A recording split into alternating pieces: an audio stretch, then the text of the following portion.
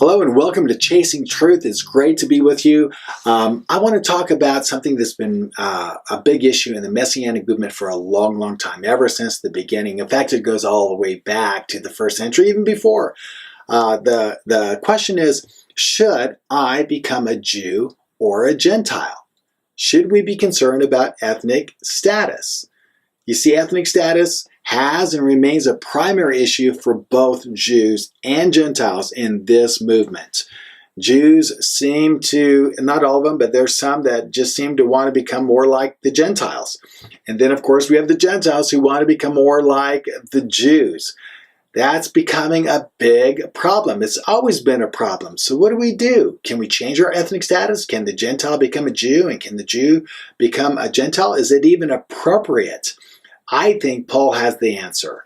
And I think Paul shifts gears in relationship to this dilemma and says, basically, in the end, ethnic status is not what you want to grapple for. It's covenant status that you want. Because in the end, it's covenant status that matters, not ethnic status. Now, ethnic status is important. It's just not primary for Paul. It's a secondary issue. I think we need to make it, in this movement, a secondary matter. We should return to a covenant-centric faith, not make the mistake of developing an ethnic-centric faith. So let's take a look into one of Paul's epistles. We'll just look at one passage where Paul deals with this dilemma. There's other passages also, but we only have time for one. 1 Corinthians chapter 7, 17 through 20. I'm going to pick up the reading, go down, make some comments, and we'll see what we can learn.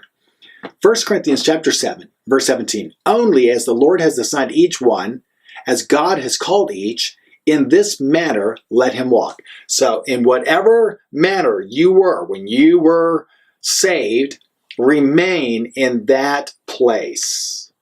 Let him walk in that context. He goes on to say, and so I direct in all the churches, was any man called when he was already circumcised? He is not to become uncircumcised.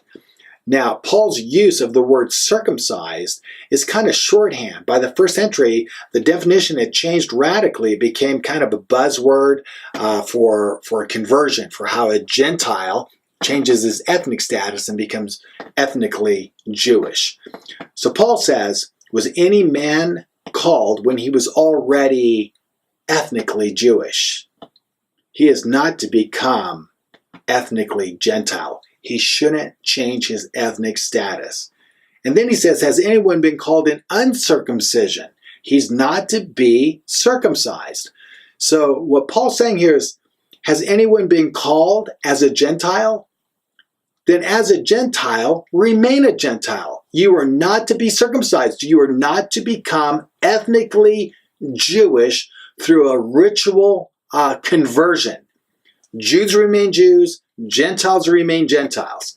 Verse 19, circumcision is nothing, and uncircumcision is nothing. But what matters is the keeping of the commandments of God. Now, Paul here is very specific. He's saying Jewish ethnic status is nothing. He's saying uncircumcision or Gentile ethnic status is nothing. What matters is that both groups in Messiah, both the Jew and the Gentile in Messiah, they should be concerned about the commandments of God. They should be concerned about walking out in covenant faithfulness the commandments of God. That's what matters for Paul. He's not saying ethnic status has no place. He's just saying it's not primary. It's a secondary issue. Verse 20, each man must remain in that condition in which he was called. So, in summary, should a Jew become a Gentile? No. Should a Gentile become a Jew?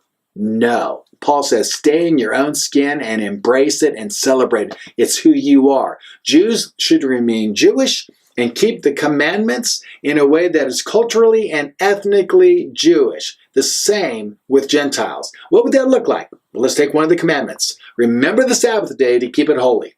How you observe the Sabbath will have traditions associated to it that are uniquely Jewish if you're Jewish, and are uniquely Gentile if you're Gentile.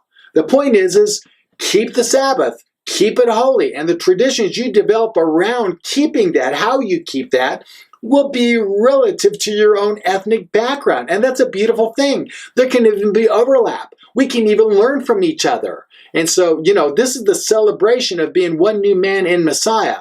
Jews as Jews, Gentiles as Gentiles, growing together, walking out the commandments together in a way that expresses those commandments, but in ways that are unique to each culture and ethnicity. I think that's a beautiful thing. So keep in mind, when it comes to the kingdom of Messiah, ethnic status is secondary, covenant status is primary. Thanks for joining me today. Please subscribe to this channel, even comment below, and check out our website, graftedin.com.